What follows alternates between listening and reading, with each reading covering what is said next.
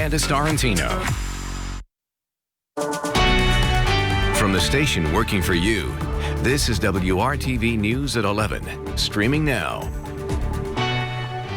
Thanks for staying up with us tonight. I'm Nicole Griffin. Tonight, the nation on high alert with less than 72 hours to go until President-elect Joe Biden is sworn into office. Security has never been tighter in Washington, D.C. and across the entire country. And new tonight at 11, there is newly released video from the Capitol riots showing just how violent things really were. ABC's Rena Roy has the latest tonight. 25,000 National Guard members descending upon the nation's capital, troops scouring the streets for any sign of a threat. The big concern, domestic extremism. How serious is our country going to take domestic white extremism?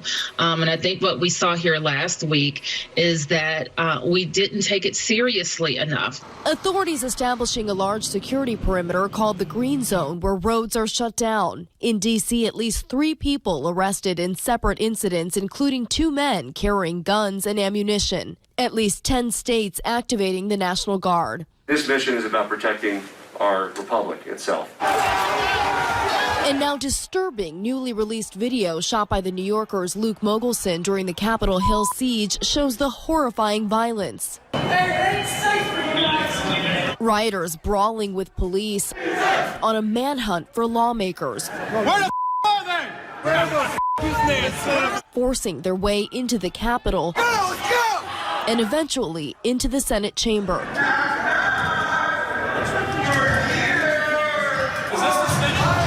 Where Jacob Angeli in the Viking hat makes himself comfortable in the vice president's chair as an officer begs them to leave. Okay, just want to let you guys know this is like the sacredest place. I know. Hey, no, I'm gonna take it. Serious chair because Mike Pence is a traitor. Finally escorted out, Angeli leaves a note. It's only a matter of time. Justice is coming. He was arrested along with dozens of others. The Department of Justice opening at least 300 investigations into suspects from that day.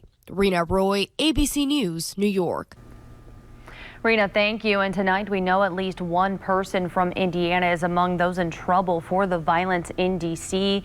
We have just learned John Schaefer, a heavy metal musician and Hoosier native, turned himself in earlier tonight in connection to the riots at the Capitol. The FBI says Schaefer is the man seen in this photo wearing the blue jacket.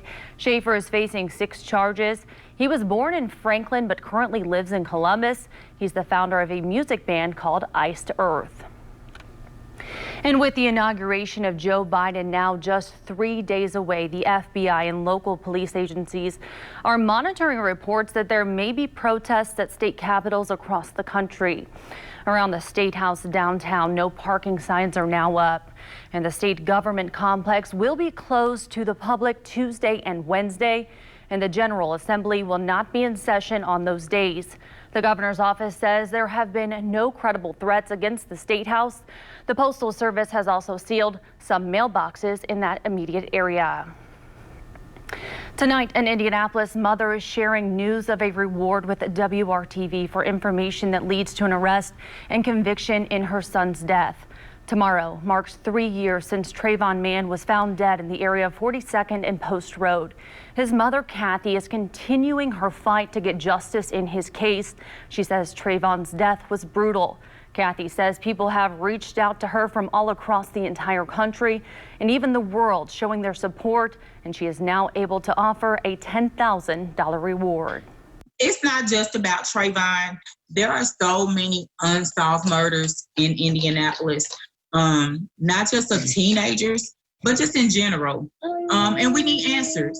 There is someone out there that knows. If anybody has followed my story, they know the gruesomeness of what Trayvon endured in his final days. So you can't tell me that you don't know anything. And all we're asking is for the community to come together and give not me so much, but my daughter and his son the closure that they need. Well, Kathy is urging anyone who has information about her son's death to call Crime Stoppers. That number is 317-262-TIPS. There is a vigil tomorrow honoring a community activist shot and killed last week. The vigil for Johnny Purchase, known as Mr. Johnny, will take place at 11 a.m. at the Edna Martin Christian Center on the east side. Mr. Johnny was shot last week at the New Bridges apartment complex at 25th and Hillside Avenue. Vigil organizers say the killing happened while Mr. Johnny was spreading a message of nonviolence and social services on behalf of the Edna Martin Center. After the vigil, several people will go to the crime scene to set up a memorial site for Mr. Johnny. An organization that supports families impacted by gun violence is launching a new series this Tuesday. The focus will be on mental health in the Black community. Purpose for My Pain was created by Deandra Dykes after her son Dre was shot and critically injured nearly 7 years ago. On Tuesday, she is teaming up with other mothers who have children impacted by violence. The mothers will be transparent about mental health issues that their children have faced. One of the mothers on the virtual panel is Brandon Warren's mother, Tammy. On January 5th last year, Brandon survived a suicide attempt. Alongside her son, Tammy says she is trying to help others who deal with depression, anxiety, or other mental health issues. People need to be aware about mental illness. It needs to be more research. It needs to be more in the schools. It is hitting our young kids very hard. Just seeing the pain in my son's face when he said, "Mom, it should have been me shot, not my brother," that broke me down. And I said, we got to do something about this. People aren't recognizing vicarious trauma, community trauma, when individuals have their next door neighbor shot, their sibling shot. They always jump to the aid of the parents. And I understand that, but these siblings hurt. Well, you can find a link for this Tuesday's virtual event called My Mental Health Matters, Mama Help Me on the Purpose for My Pain Facebook page. It starts at 8 p.m. and the events will continue with a different panel and different topics. On the third Tuesday of each month, a licensed therapist will be on those panels, and the ultimate goal is to help connect the community to mental health resources. Now to your forecast tonight, meteorologist Kyle Mounts joins me now. And Kyle, we are wrapping up a snowy weekend. What can we expect for the start of our work week? Well, things are going to quiet down here a little bit, Nicole. We had some of those snow showers, though, throughout the day today. Didn't add up to a whole lot, a little under a half an inch in the city. And there you can see where we are this season and where we should be. We are still running far short of where we would expect to be with that 12.5 inches of snow by this time in the season. Out there tonight, few flurries, isolated snow showers still moving through Indy, back through portions of Putnam County and around the Greencastle and Crawfordsville areas for you. And tonight, not going to add up to much, but could see some isolated slick spots with temperatures now dropping down below the freezing mark. As you head out in the morning, we will be dry. We'll have those cloudy skies and starting off in the middle 20s. Kyle, thank you. Let's get to the latest numbers showing the pandemic's impact on Indiana. Another 3,228 Hoosiers have been diagnosed with the coronavirus. The state health department also reported 24 more deaths. The total number now stands at 8,936. Since March, more than 590,000 Hoosiers have tested positive for COVID-19, and more than 6.4 million tests have been administered in Indiana. Tonight, the race to vaccinate is sputtering along. Demand is outweighing supply across the country. Only 12 million doses have been administered of the 31 million distributed. California is considered one of the worst in the nation when it comes to vaccinations. Iconic Dodger Stadium is now a mass vaccination center ahead of the inauguration. The Biden team is promising change. We are confident that we have enough vaccine for the 100 million doses over the next 100 days. That is what the president-elect has promised. It will be a hefty lift, but we have it in us to do that. The shots cannot come soon enough with that highly contagious UK variant of COVID-19 spreading now across the country. Hospitals are overrun and healthcare workers overwhelmed. In California, more than 500 people are dying daily. In Georgia, one medical center's ICU is at 200% capacity. Tonight, more than 296,000 Hoosiers have received their first dose of the COVID-19 vaccine. And we were there today as a doctor from Riley Hospital for Children brought her elderly parents in to get their first dose. Dr. Amy Wilson cares for children with kidney disorders at the hospital. When the vaccine first became available last month, she quickly signed up to protect herself and her patients. Meanwhile, she's been worried for her parents. They are both in their 70s. When the vaccine opened for their age group, she urged them to sign up. I guess it's just an overwhelming relief. And getting the shot today is just, I'm going to cry. It's been 10 months of lost sleep and worry, and you know, my mom had a little scare this summer where we thought she might have COVID. It turns out not to have been, but it was terrifying. And so this really does represent a huge weight lifted.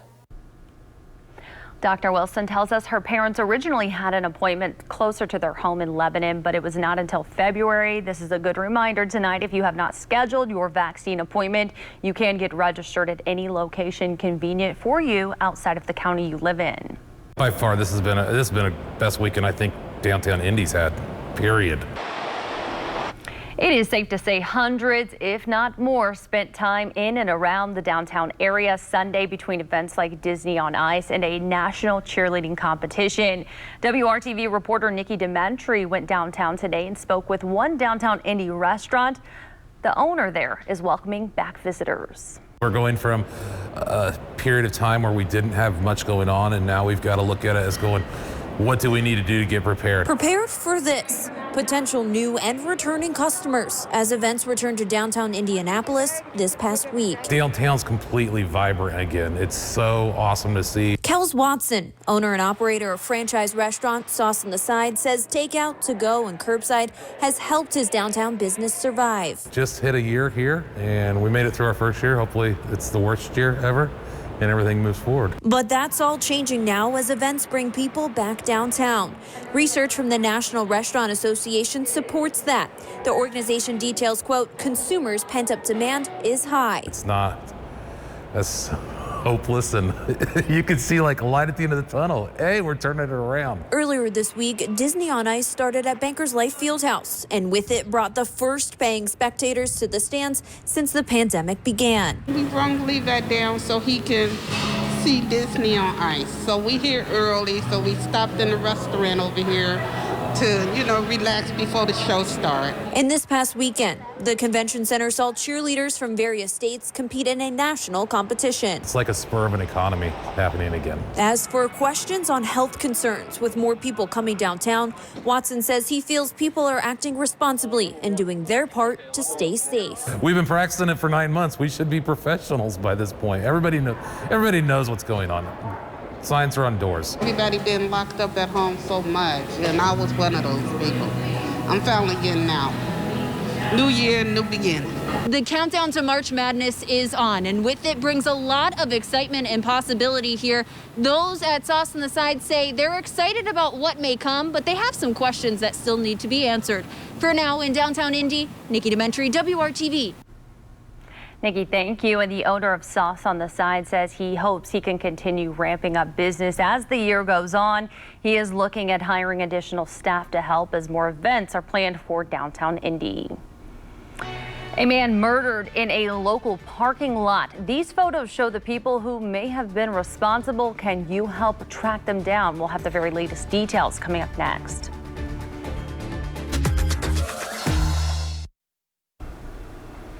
Tonight, Metro Police detectives are looking for 2 suspects after a man was fatally shot in a gas station parking lot early this morning. Take a close look at these surveillance photos of the suspect. The shooting happened just before 3 a.m. at a Marathon gas station near South Keystone and East Troy Avenues. Investigators say the 2 suspects tried to rob 2 males in the parking lot and fatally shot one of them when they resisted. Both suspects then left the gas station in a light-colored 4-door sedan with tinted windows. The identity of the man who was shot and killed has not been released. Call Metro Police homicide detectives if you have any information on this case. A New Palestine woman is dead after a head-on crash this morning in Hancock County. The crash happened near County Road 300 West. Investigators say 69-year-old Peggy Brune was killed when the driver of another car crossed the center line and struck her car. The other driver and his son were treated for non-life-threatening injuries. Drugs and alcohol are not believed to be involved. The pandemic is continuing to cause a strain on organizations that rely heavily on volunteers. That is why the United Way is urging Hoosiers to find a way to give back and improve your local community tomorrow on Dr. Martin Luther King Jr. Day. You can visit their online portal. It's volunteercentralindiana.org, where you'll find both in-person and virtual volunteer opportunities. They range from helping the North Side Food Pantry, delivering food to trunks, or even helping transport Hoosiers with disabilities from New Hope of Indiana. You can also donate to Horizon House, where they help those experiencing homelessness. Right now, they are in need of blankets, winter clothes, and basic household items. It's a great, phenomenal day to have off from work. MLK, they have school kids not having to study in order to think about ways that they can give back and they can serve. But it will be long past MLK Day that we need everybody to consider helping us make this community better. It's going to be a long road, but we're on the path to rebound and recovery as long as we have our community united with us. There is a special section dedicated to MLK Day of Service right on that volunteer portal for those interested in giving back tomorrow. Kyle. Those temperatures never really warmed up much today, only about 4 degrees spread from that low to high. And actually, we sit at our low right now at 29 degrees in the Indianapolis area, 29 in Kokomo, still holding right at the freezing mark there in Shelbyville. Here's a look at all we've got left of these snow showers and a few flurries. Finally, we'll kind of get this system off to the east. Things are pretty quiet, and then we get back into the northern plain states, and yeah, there are a few more snow showers that are going to be sliding into at least parts of central Indiana. So we're not all going to see a very long break in the activity. This is TrueCast as we get to 7 o'clock tomorrow evening. So tomorrow morning should be fine, isolated slick spots out there. Then as we go into tomorrow night, you can see, especially along and south of Interstate 70, that's where we could have some bursts of some moderate snow here, especially around Bloomington, Bedford, Seymour, into Columbus, and even Nashville as we go through the overnight. But by early Tuesday morning, I think most of the activity already going to be out of here. But with this coming through during the overnight hours, I do think we have a better chance of that snow actually sticking and accumulating. Today, in the last couple of days, it's really melted as it's made its way down to the ground. But tomorrow night into Tuesday, again, we could see maybe 1 to 2 inches of snow there around Bloomington, on the IU campus, and into Seymour as well. Monday during the day, cloudy skies. We will stay fairly gray out there, just a few flurries throughout the daylight hours here, and temperatures that will make their way again into the lower 30s for that afternoon high. So not too far from average for this time of year, but it will feel a little colder with those breezy conditions. Again, just a couple of flurries out there through the air during our Monday. As we get into those high temperatures, 33 for you in Bloomington. We'll make it to 32 in Muncie and 32 in Indianapolis. Those temperatures are going to moderate just a little bit here as we go toward the middle of the week. We've got those highs about seasonal here, around 35 by Wednesday. Look at what happens on Thursday, though. We will get to 43 for that afternoon high. Should feel pretty good. Enjoy it, because we're going to fall right back down into the 30s. Here's a look at that 7-day planning forecast, and things are fairly quiet. Again, we've got that system mainly south of I-70 Monday night into Tuesday morning, and then we are dry for the rest of the week. It does turn colder heading into next weekend. Lows in the teens by Saturday morning, and another chance for some rain and snow showers as we get into Sunday. Stay with us. We'll be right back here on the News at 11. Only at Ashley Home Store. With the House voting last week in favor of a second impeachment of President Trump, a vote on removing the president from office now heads to the Senate. Maya Rodriguez turned to a constitutional expert to find out how this process will unfold with only a few days left in Trump's presidency. After hours of debate, we are debating this historic measure at an actual crime scene, and we wouldn't be here if it weren't for the President of the United States. The House, with several Republicans joining Democrats, voted in favor of impeaching President Donald Trump for a second time. In this case, related to the insurrection at the Capitol. It's not a question that's ever been addressed by the Supreme Court. Caroline Fredrickson is a visiting professor at Georgetown Law and a senior fellow at the Brennan Center for Justice. There have been a few officials who have been impeached subsequent to leaving office. So there is a precedent for having done it. Neither of those or none of those officials, however, were the president. But if the Senate votes in favor of removing President Trump from office, could he pardon himself? Fredrickson says that is something the Supreme Court has never addressed either. But I think the strength of the argument is that no, he may not. The pardon power may be very broad, but it's framed as a grant. You grant a pardon, or the president may grant a pardon, and one doesn't grant oneself something. But even if the Senate votes for removal, and that's a big if, it doesn't automatically bar President Trump from seeking future federal office. The Senate would have to convict and then vote again to permanently bar the president from holding office. And potentially stripping him of post-presidency benefits, such as Secret Service protection or lifetime health care, which would require yet another Senate vote. All steps that would be part of a lengthy process, the one set up more than 2 centuries ago. I think, it's a moment for us to really take stock of our democracy and assess where it's weak and where we need to strengthen it. A system of checks and balances tested like never before. In Washington, I'm Maya Rodriguez. Just order ahead in the Meyer app. They've put on this play before, but given recent events, the Actors Theater of Indiana believed it needed to be shown again. The theater that's based out of the Center for Performing Arts in Carmel will be streaming a play called Alabama Story starting this week. Our Lauren Casey spoke to the co-founder of the theater about why the show is relevant now. Although things might be different in Indiana, we have our ways. People stay with their own kind. I think it's always timely, but what the country is going through right now, it is, I think it's really, really important. And we all think it's very important. It's about, it's about civil rights, equal rights, the banning of books. It's a true story. It takes place in Montgomery, Alabama, 1959. Emily Reed is the librarian, the state librarian there at the Alabama State Library. And a book comes across her desk called The Rabbit's Wedding by Garth Williams. Anyway, it's about a black rabbit who marries a white rabbit. It's just a children's book, okay? Mm-hmm. But there's a senator, Senator Higgins, has a fit, and he says this is about black marrying white. The book needs to be banned. He goes as far as to say the book needs to be burned.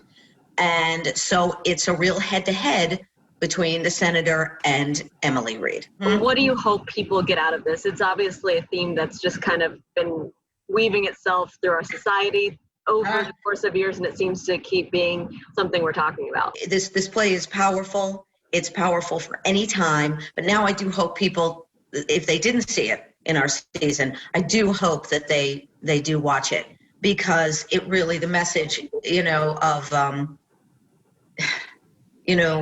of hate, of people being so ignorant. And then you have the side of, it really is like almost like good and evil, and who will prevail. And you still have this mindset that was down in the South in 1959, that people still have this mindset today.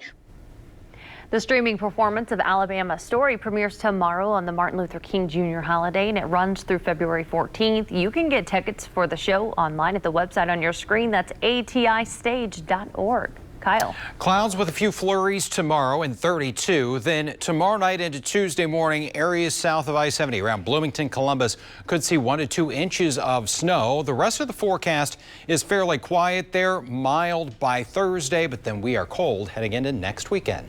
All right, Kyle, thank you. And thank you so much for joining us. Good Morning Indiana starts at 4:30. We hope you have a great night.